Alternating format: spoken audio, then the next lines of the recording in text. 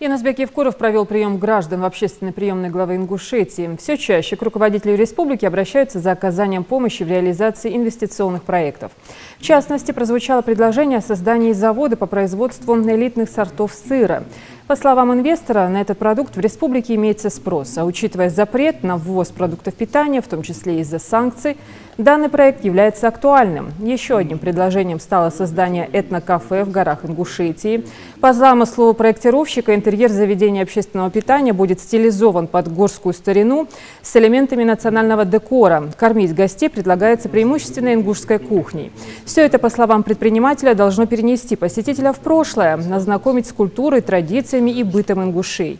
Глава республики отметил, что готов всегда оказать помощь тем, кто серьезно и ответственно будет относиться к реализации своих планов.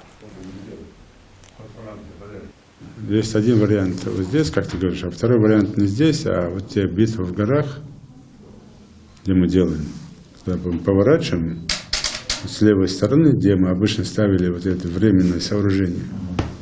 У некоторых баргёлыш там заехать там, вот там, мне кажется, там было бы лучше. Тогда это было бы там же многие едут прямо на заставу, на волнышке, и по той дороге уезжают, не заезжают сюда, через Владикавказ.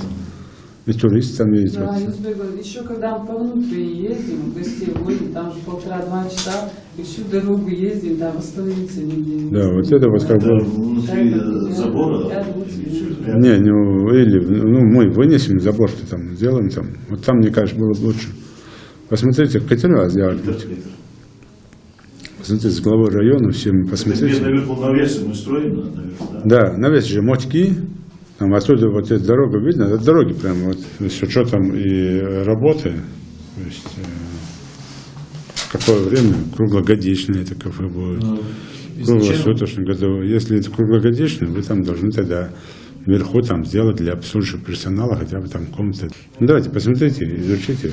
Там нужен, напрашивается место, там, Маказиашка.